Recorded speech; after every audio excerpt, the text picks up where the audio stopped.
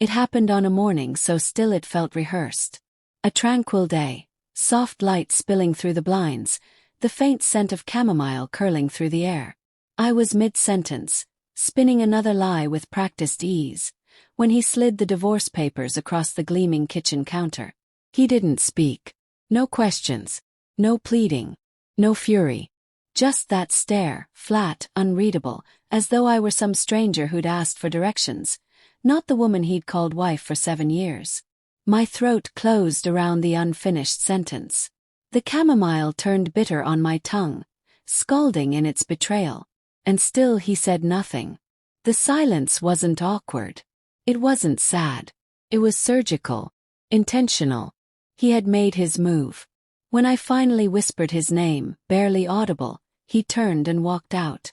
No suitcase. No parting words. Just his absence, sudden and absolute. A shape cut cleanly from the canvas of my life. I thought I had the upper hand. I mistook his stillness for surrender. Imagined I'd won by default. But I hadn't realized yet.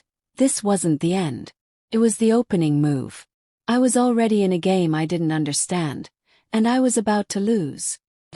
7 years of marriage unraveled with one silent stroke. 7 years filled with early morning laughter, whispered secrets beneath covers, shared glances across crowded rooms. I loved him. I truly did. But love is a fragile thing, and routine is its slowest poison. Ethan was a mistake born of boredom.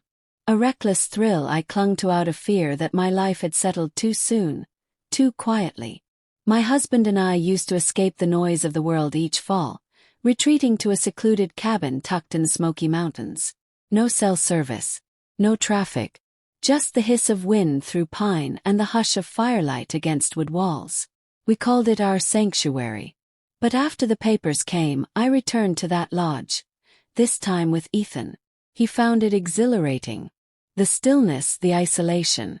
He had no reverence for what the space had meant. No sense of the weight that clung to every log and floorboard. But I felt it. That place remembered. Judged. The guilt didn't hit me all at once. It settled in the quiet hours, tightening around my chest like frost. Then came the night everything changed. At 3 a.m. weeks after our stay, my phone buzzed. An alert from the lodge's security system. Motion detected. Groggy, I opened the app. The video feed buffered and then flickered to life. There he was. My husband. Alone. Moving deliberately. Slowly.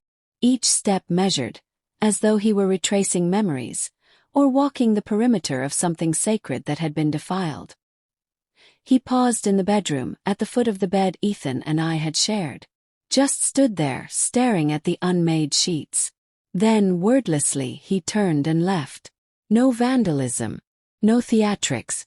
Just a silent acknowledgement that he knew. That night, I slid a knife beneath my pillow. I told Ethan. He laughed, shrugged it off. Called me paranoid. But I couldn't unsee his eyes. Unwavering, unreadable. Not angry. Not wounded. Was still. 3 weeks later, Ethan disappeared. We were supposed to meet at a museum. He never showed. Called. Texted. Waited. Hours passed before my phone rang. A deputy, voice flat and distant. A body had been found. Remote lodge. No sign of forced entry. No robbery. No struggle. Just death, quiet, surgical. Lodge. My knees buckled before the deputy could finish. But I drove there anyway, heart hammering, desperate for proof it wasn't true. Police tape fluttered at the doorway like a warning. Officers tried to keep me out. I didn't listen. Inside, the air was thick with decay and something worse, intent. Blood marked the floors in trails, dark and deliberate, from kitchen to fireplace. That's where they found Ethan. His face was unrecognizable. His ribs crushed. The investigators said the scene wasn't chaotic. It wasn't rage or passion. It was precision.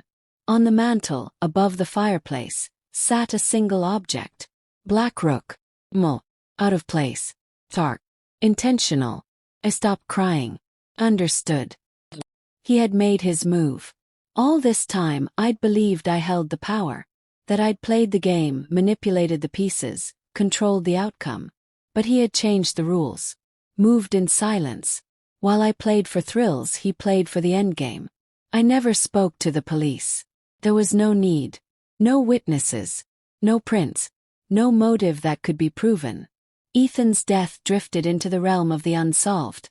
Another mystery lost in the mountains. Days after the funeral, my phone rang. It was him. His voice calm, measured. "I warned you," he said. "Every choice is a consequence." I said nothing. There was nothing to say. "One day," he added, "you'll understand. I did you a favor." And then he hung up. I unraveled after that. I tore through his past, his storage unit, his files. I found documents, photos, time-stamped shots of Ethan and me from miles away, surveillance logs, blueprints of the lodge, notes on security rotations. He'd planned everything, every detail. He'd disabled the cameras, left no trace, framed the scene like a robbery gone wrong. But the rook, that was his message. Not to the world. Me. I wanted to hate him. I wanted to feel fear. But I didn't. Felt awe. He didn't scream. Didn't argue. Didn't try to save what I destroyed. He just moved. Quiet. Clean. Absolute. People ask why I never remarried. Why I avoid talking about the past. Why I smile like someone who knows something they'll never say. I offer no explanation. None is needed. I betrayed the only person who ever truly saw me. And he answered not with chaos, but with mastery. Now whenever I see a chessboard, my eyes go to the rook. Black, cold, silent. His final move. And I remember. The blood. The silence. The reckoning. "Some seek revenge with fury," he once whispered. But not him. He used silence. And it was louder than anything I've ever known.